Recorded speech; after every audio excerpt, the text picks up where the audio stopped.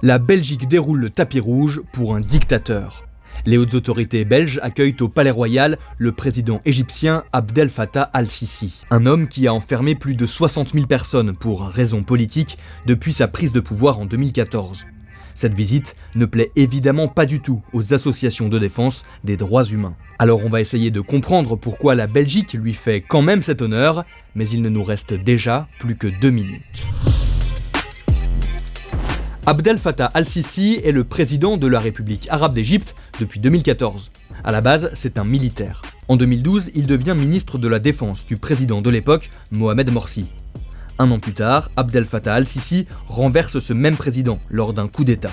Tout ça, c'est vite dit, mais en gros, voilà comment al-Sisi est devenu le président de l'Égypte. Depuis, c'est pire que tout. L'ONG Human Rights Watch estime que plus de 60 000 personnes ont été arrêtées pour des raisons politiques depuis 2014.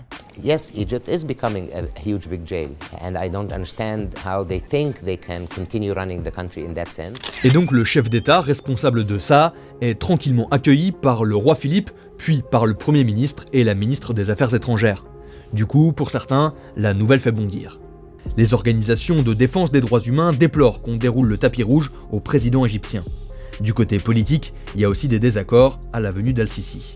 Le roi, selon moi, aurait dû refuser la demande de visite du président égyptien ou la conditionner essentiellement au fait d'évoquer les droits humains en Égypte.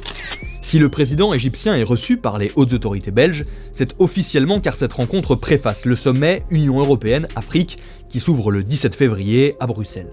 Et puis la diplomatie belge assume de parler avec tout le monde. D'autres dirigeants africains doivent être reçus personnellement. Mais l'Égypte, c'est pas n'importe quel pays pour nous.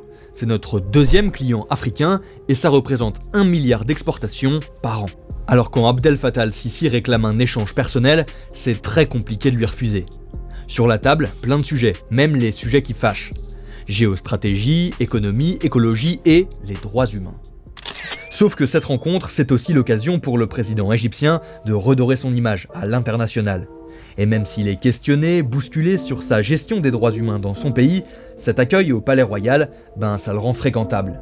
Alors dites-nous si vous pensez que le roi aurait dû refuser cette rencontre ou s'il fait bien de lui accorder cet entretien.